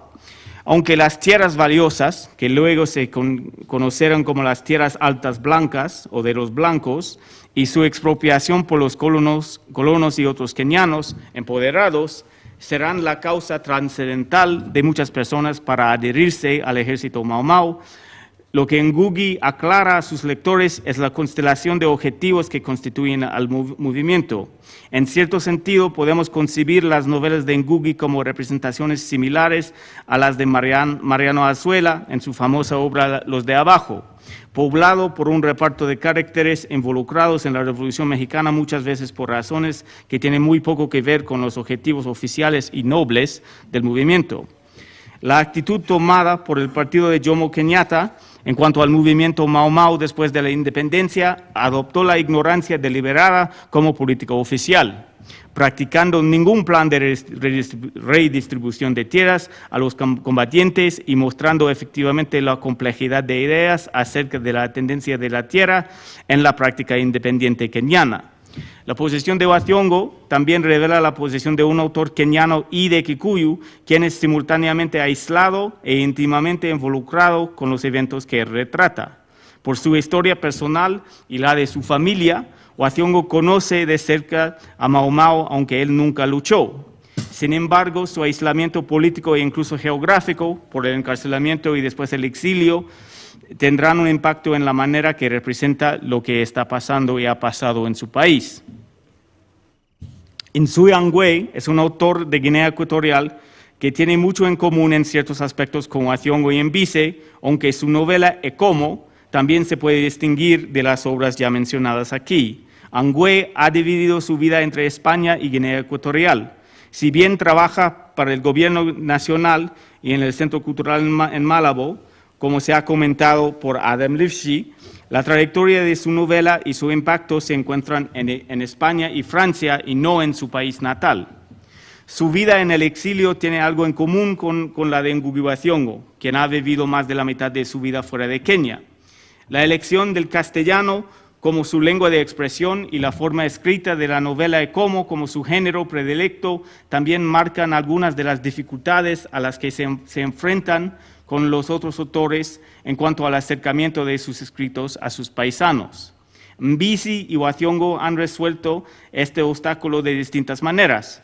Mbise por el apoyo político que recibió su obra dado su contenido, y Wathiongo a través de una estructura teórica, lingüística y política que en muchas ocasiones le ha llevado a la decisión de escribir primero en Kikuyu y luego publicar esas obras traducidas. En el caso de Angue, la alienación es algo más profundo y su novela muestra un intento complejo por negociar su tierra natal y la cosmología Fang, tradicional entre comillas, y contemporánea que marca este espacio. En su novela, el protagonista, o uno de ellos en todo caso, Ekomo, regresa a Guinea Ecuatorial después de un periodo de libertinaje en Europa. Su retorno marca un intento de reunificarse con su cultura y geografía para curarse de una enfermedad que es una infección que le está matando. Lo que él encuentra, en vez de una cura, es un estado de desesperación total en el cual las personas se encuentran alienando a su tierra, una tierra salvaje que en muchos casos devora a su propia gente. Nfumbaja, el amigo de Ekomo, viola una prohibición de uno de los ancianos cuando entra en el bosque sin observar un periodo de abstención y desaparece. El mismo anciano que emite la interdicción en otro instante explica la separación entre las personas africanas y la tierra africana que les debe dar sustento material y espiritual. Dado la historia brutal de Guinea Ecuatorial durante y después del periodo colonial, es lógico ver en las obras literarias un énfasis en el país como un espacio peligroso. La violencia y las privaciones sufridas por la población en general, los intelectuales y los artistas en particular, desde 1968, han causado un entorno de aislamiento hacia Guinea Ecuatorial que se intensifica por la falta de énfasis del gobierno en el potencial agrícola del país a favor de la extracción petrolera. Esta desvinculación se refleja en la poesía y también la ficción, con algunas obras en alabanza de una imagen terrestre idílica, mientras otras, como la novela de Angue, expresan una incertidumbre acerca del significado de este espacio físico y su relevancia o irrelevancia como foco central, espiritual y económico para sus habitantes. Y aquí termino. El análisis que se ha realizado aquí muestra que la literatura africana se puede utilizar para expresar una variedad de conceptualizaciones de la tierra como espacio integral, físico y espiritual de sus habitantes. Los discursos creativos verbales que se construyen enfocándose en las realidades históricas y actuales de las alienaciones que se han fomentado por los sistemas de poder coloniales y poscoloniales en Kenia, Guinea Ecuatorial y Tanzania, nos permiten entender el papel clave de estos territorios en la vida cotidiana y los momentos de cambio fuerte que han formado la actualidad en estos países y sus subregiones. Gracias por su atención.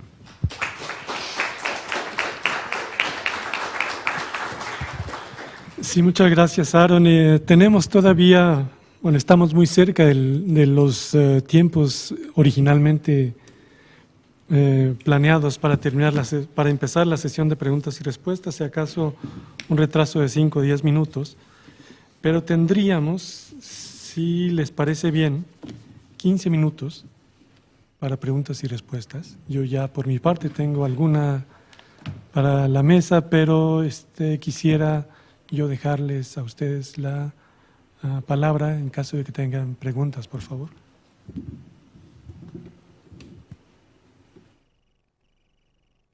¿Por allá nada? Aaron.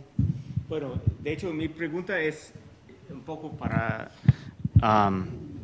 Hilda, pero tal vez Arturo también puede responder. Hilda, en un momento mencionaste el concepto de justicia social.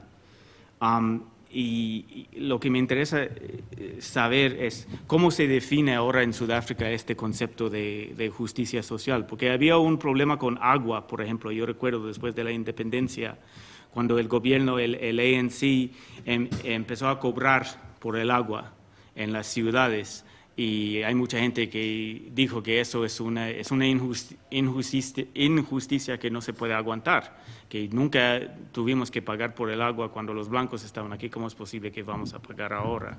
Entonces, no sé cómo se define este concepto, o si se define en distintos casos, en cada ocasión. Bueno, obviamente, definir el término de justicia social es muy difícil. No conozco ningún documento oficial sudafricano que defina o intente definir el tema de la justicia social. Lo que me queda confuso es que dijiste que después de la independencia hubo un problema con el agua y mencionas al ANC. Entonces, no, pero allí, si hablas de la independencia, estamos hablando de 1910, y en 1910 el ANC no existía, el ANC se funda.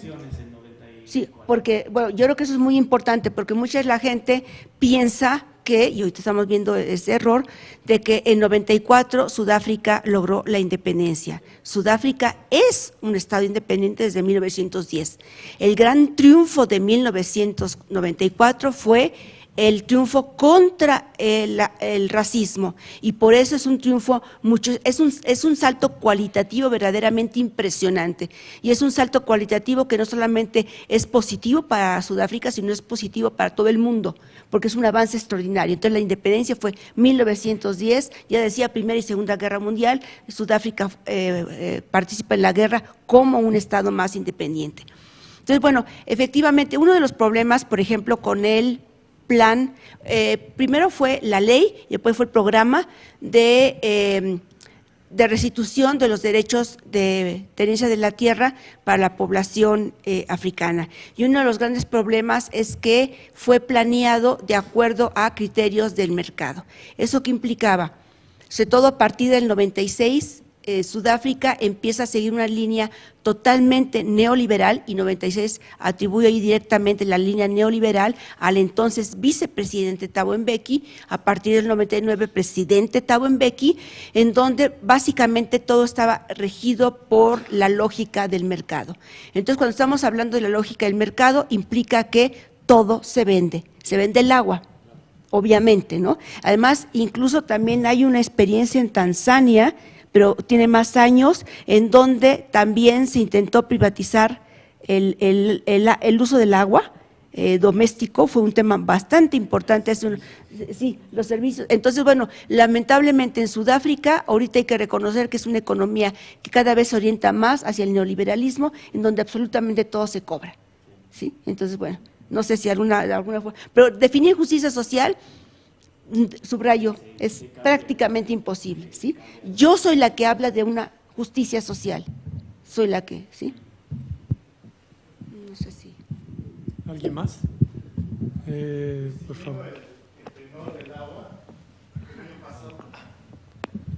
Sí, siguiendo sobre el tenor del agua, el año pasado, precisamente al noroeste de Kenia, en la región Turkana, que es de las zonas más áridas y más empobrecidas, y que es de los pueblos pastoriles precisamente que no han sido incorporados a las políticas de desarrollo estatales, pues se descubrieron 2 accesos acuíferos con agua subterránea que podrían abastecer la región por 70 años. Entonces, ¿hasta qué grado el gobierno va a incorporar esas poblaciones a ese usufructo del agua? Y seguramente también se va a cobrar, ¿qué es lo que va a pasar ahí, no? Nada más sería así como un comentario. Gracias. ¿Alguna otra pregunta? Yo por mi parte tendría una inquietud, pregunta, o no sé cómo lo vayan a tomar, sobre el concepto de la seguridad alimentaria. El concepto surgió, si no recuerdo mal, en los turbulentos años 70, cuando la seguridad en muchos sentidos estuvo cuestionada. Apareció después la seguridad, bueno, antes la seguridad energética. En fin, esos años 70 fueron muy propicios para cuestionar o para poner en tela de juicio la seguridad en muchos sentidos.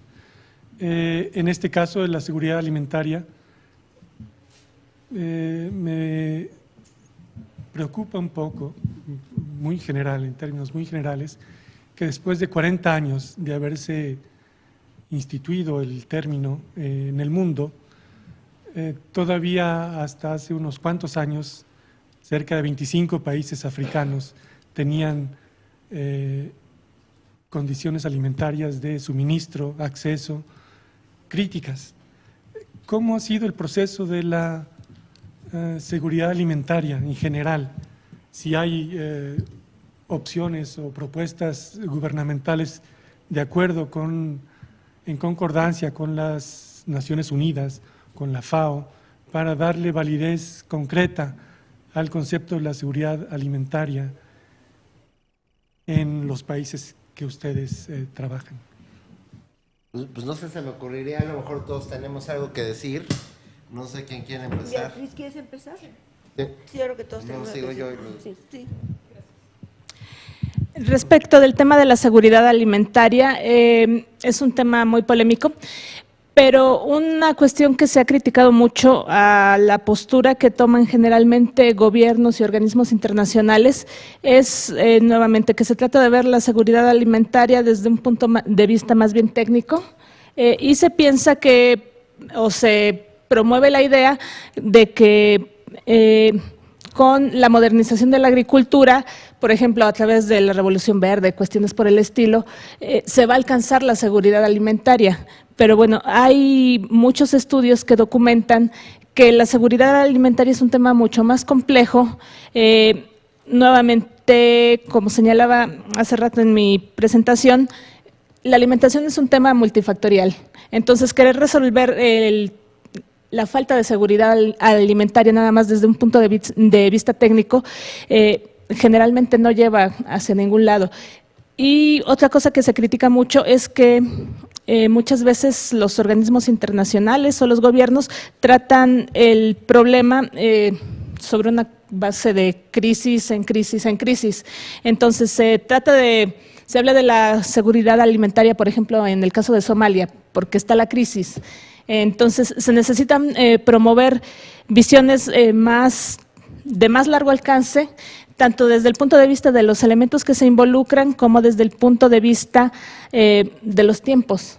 Porque si únicamente la comunidad internacional o los países están tratando de enfrentar las crisis a medida que van surgiendo, en realidad el problema difícilmente se va a resolver de fondo. Sí, Yo simplemente creo, bueno, estoy totalmente de acuerdo con Beatriz en el sentido que, bueno, estos términos que se manejan mira, lo voy a comparar un poco con esto que se maneja tanto los objetivos del milenio, ¿no?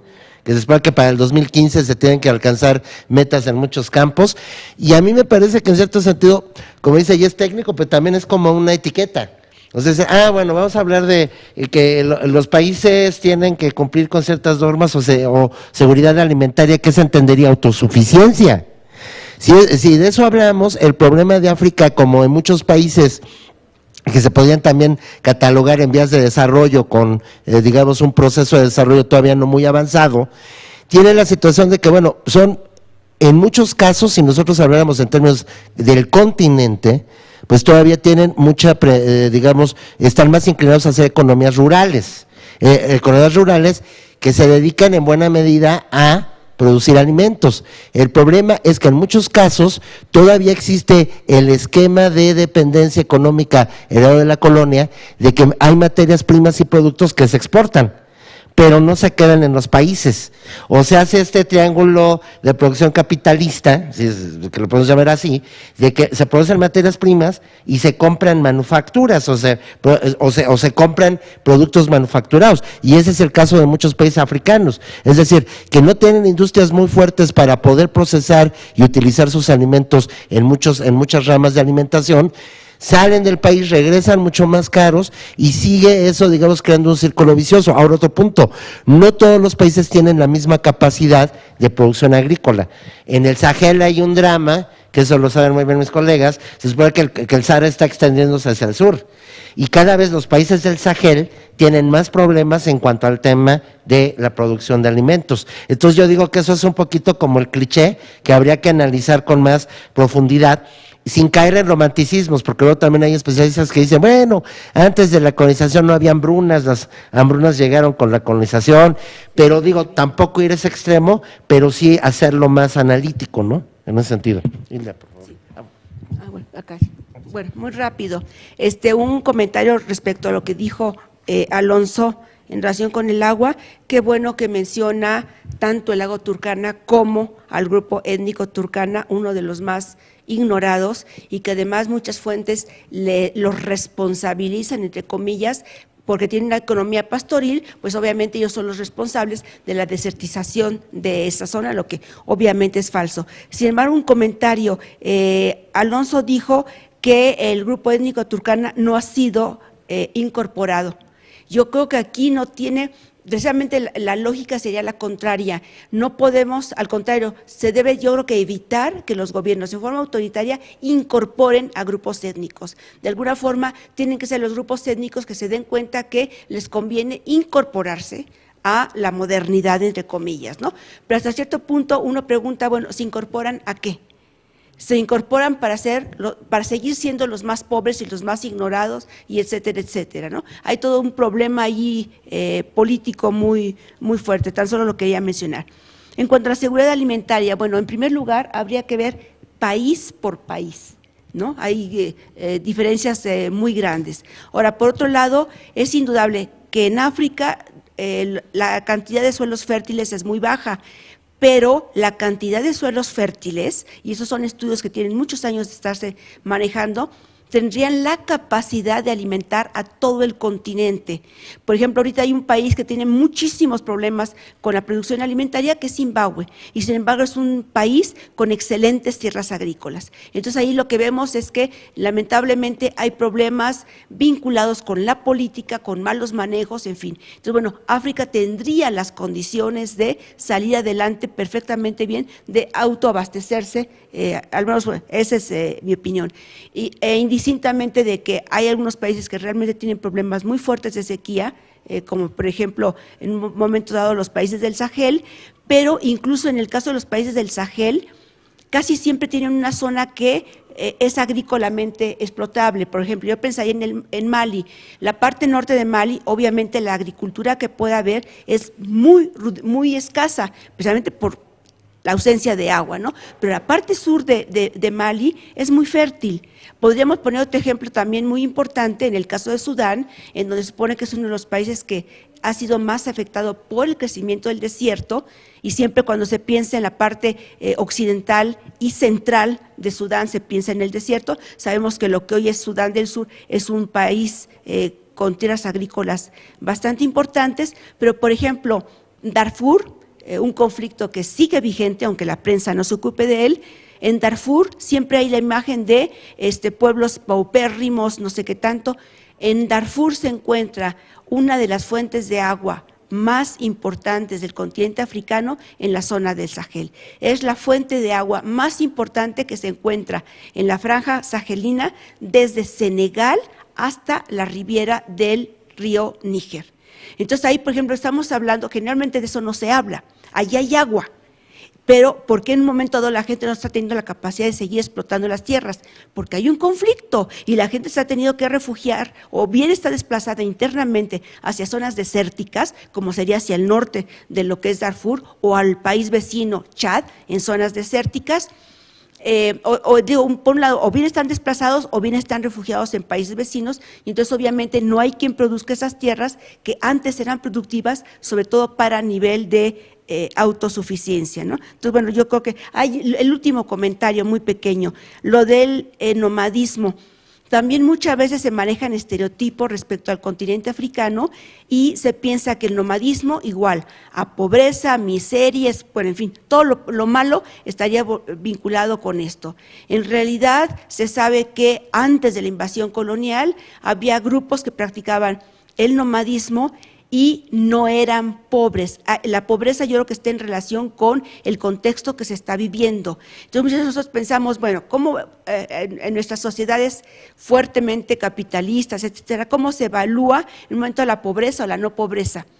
Se piensa, bueno, no es pobre, pues tienen carros, tienen casas, pero la gente que practicaba el seminomadismo o el nomadismo tenían sus formas de evaluar la riqueza, la prosperidad, el desarrollo, como podía ser, por ejemplo, tener barras de oro o de cobre tan apreciado, el cobre de Zambia, por ejemplo, o las telas, sobre todo las telas de rafia, que es uno de los productos tan importantes de África, eran una forma, o por ejemplo, los grupos étnicos que estaban al interior del continente africano, el usar cosas que venían de la zona costera era un símbolo de riqueza, de prosperidad.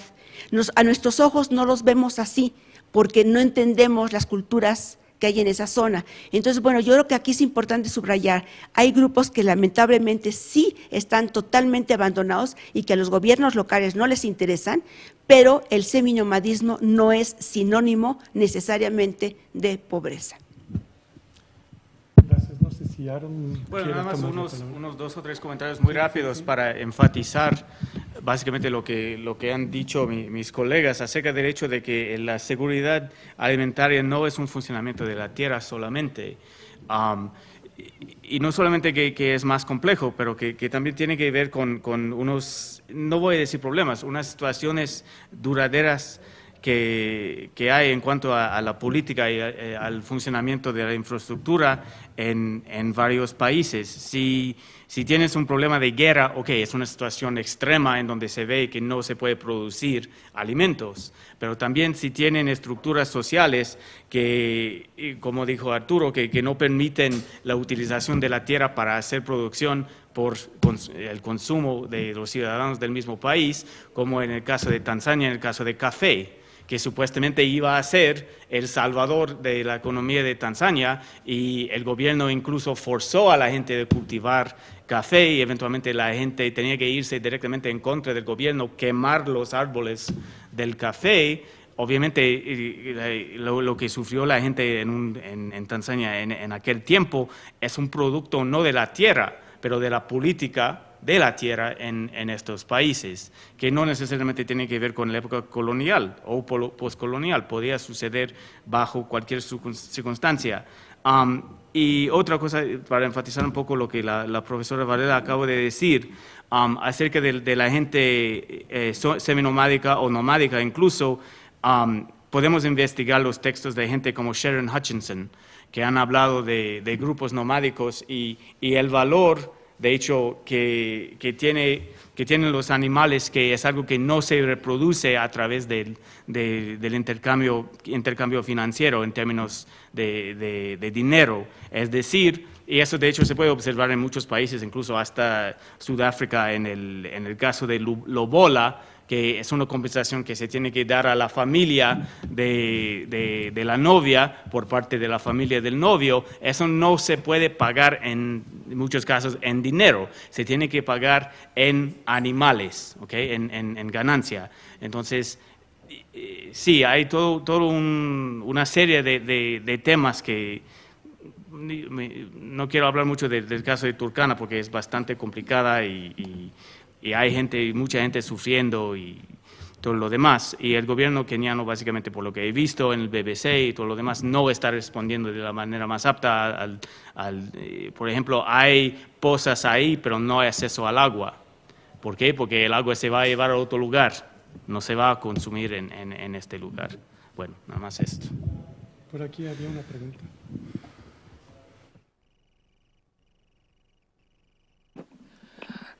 Thank you very much. Mine is actually just a comment in addition to what has been said about the issue of food security.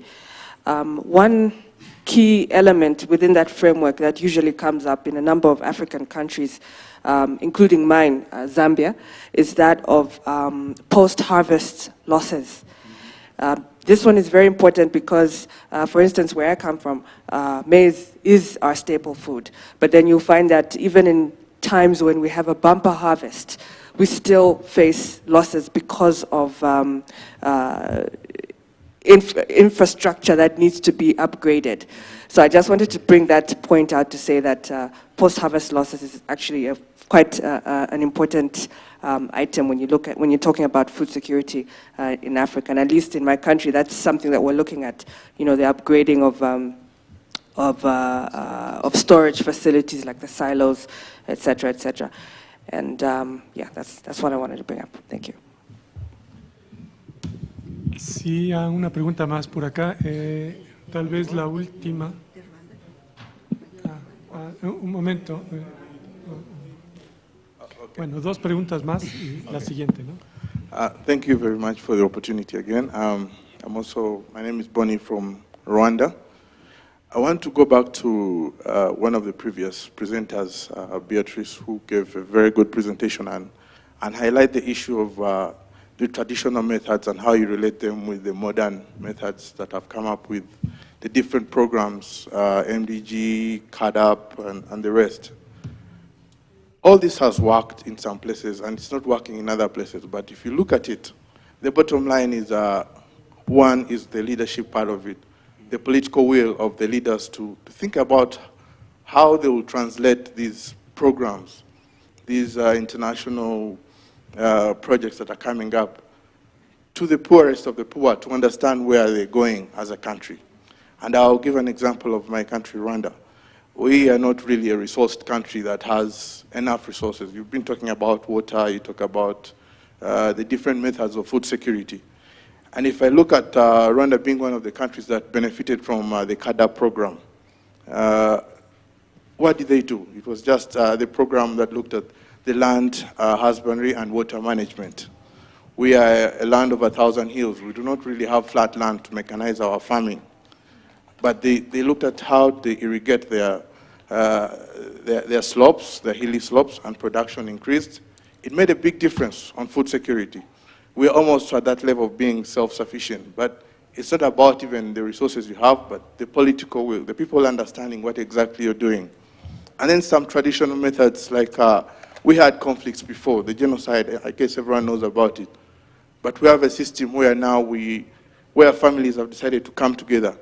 And we came up with a program they call the one cow per family, where the government was able to select the poor again of the poorest to have a cow. Now, when a cow produces a calf, you give it to your neighbor. And people have been able to come together. So there's some degree of reconciliation that is coming up to reduce the conflicts. So all these are all agriculture methods, but the traditional methods shouldn't be forgotten. And we have very strong homegrown solutions that come and are connected to the policy part of it, but also what the international bodies keep on bringing up. Thank you. Thank you. I'm from Liberia and thought to share on the issue of food security. From where I come, we look at food security from two A's, that is affordability and availability. Strangely enough, the issue of availability is a difficult part of our food security policy because our staple food is rice, and not even 10% of that is produced in Liberia. We rely on China to get our food, and so it's been a very serious thing. Government after government have propounded policies. The most recent policy is the back to the soil, trying to encourage the local farmers to go back and do the production. But even at that, there is a major challenge because the challenge has to do with farm to market road. The roads are not as good as you see in these developed countries. During the rainy season, the farmers barely can get the food from the farm to the market. And so as a result of that, we still have these challenges. So I just thought to share these things with you. Thank you.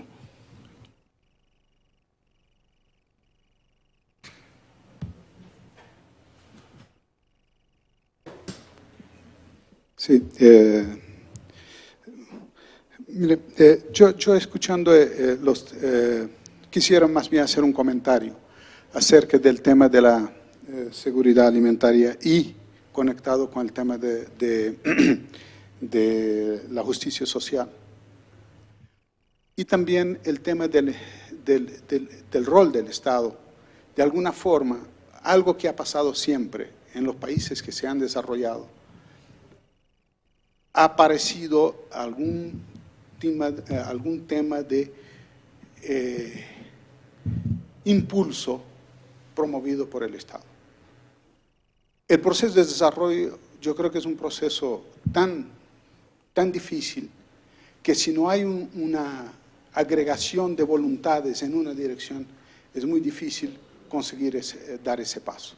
Y eso es lo que uno ve de la historia tanto de América Latina como de propios Estados Unidos, ¿no? El proceso de industrialización fue completamente un proceso marcado y dirigido. Aquí en América Latina lo mismo. Nosotros hablamos de la industrialización sustitutiva de importación, pero yo creo que sin esa industrialización sustitutiva de importación no tendríamos los niveles de industrialización que hoy tenemos. Entonces yo creo que hay un papel ahí que el Estado debe de jugar y que yo creo que el gran problema muchas veces es que no hay la suficiente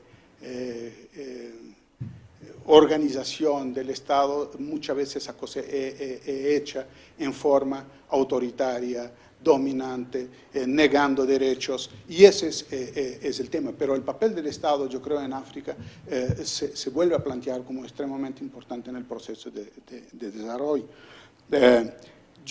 Ahora, la seguridad alimentaria también yo creo que es un problema. Por ejemplo, aquí en México no hay seguridad alimentaria y no es un problema de capacidad de producción, o sea, un problema de acceso. La población no tiene acceso a los alimentos.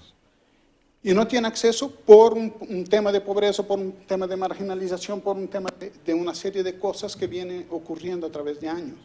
Entonces, eso se conecta, por más difícil que sea definir la justicia social, se conecta con el tema de la justicia social, que definido en los términos, por lo menos, si no de justicia social, al menos uno puede de inclusión social. Yo creo que ese es el gran tema. Y es también muchas veces el tema en África. No es un tema de producción, es un tema de acceso. Si la población marginada no tiene acceso a la producción de los alimentos, por eso el tema no es solo producción, es que produzca muchas veces el excluido. Si el excluido tiene posibilidad de producir su alimento, puede tener acceso al alimento, porque si no, puede haber alimento y no hay acceso. Muchas gracias también por su comentario. Un comentario muy breve que tiene que ver con lo que sucede en Zambia, la pérdida del porcentaje de producción que se pierde después de la cosecha.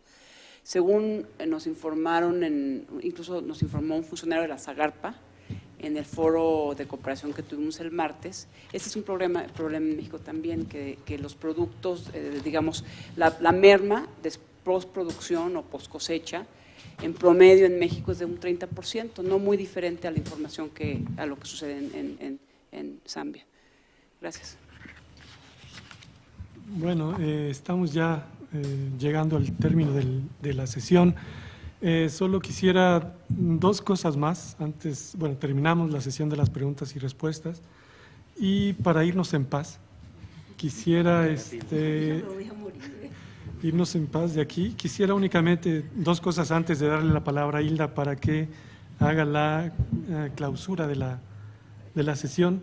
Darles a nombre del coordinador general del colegio y a nombre de la coordinadora de análisis político de la Secretaría de Relaciones Exteriores, Amparo Anguiano Rodríguez, y a nombre de Jean-François Prudhomme, coordinador general del colegio, reconocimientos de su participación en esta sesión a Beatriz Escobar,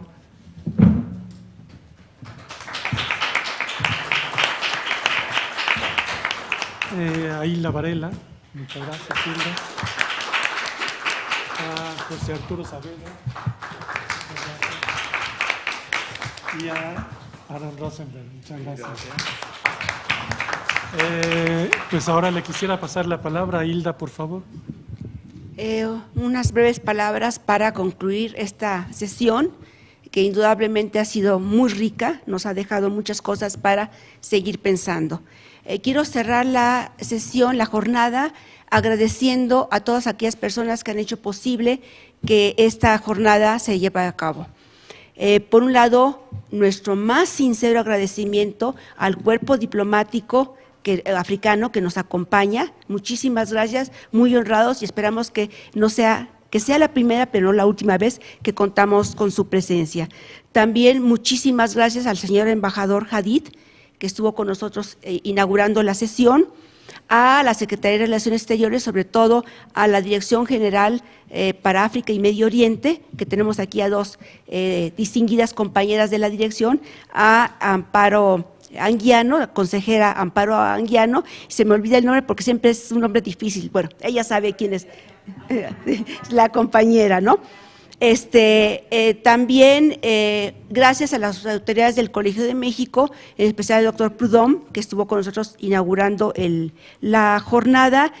También veo la presencia de una persona del Senado, la Comisión África del Senado de la República Mexicana. También muchísimas gracias por su presencia. Gracias a los traductores, que generalmente no los vemos, aquí nos están saludando. Muchas gracias, es un trabajo muy pesado, sobre todo cuando hablamos rápido, yo incluida. Muchas gracias. Muchas gracias también al apoyo de la señora Laura en la parte secretarial, a nuestra compañera Janet Ramírez, que junto con el doctor Saavedra, al cual también agradezco, se encargaron de la difusión, y Janet de la elaboración de los reconocimientos. También gracias a todas las personas que han apoyado y que generalmente no sabemos sus caras, no conocemos sus nombres tampoco. Por ejemplo, la gente de cómputo, la gente que nos trajo el café, en fin, gracias a todos aquellos que han hecho posible esta jornada. Y termino con una invitación.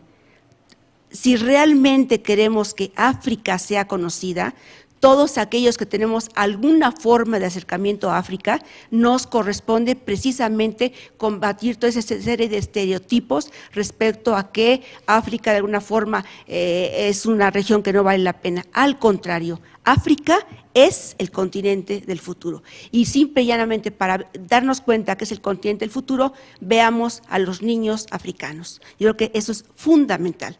La mirada, la sonrisa de los niños africanos es el continente del futuro. Muchas gracias y muy buenas tardes.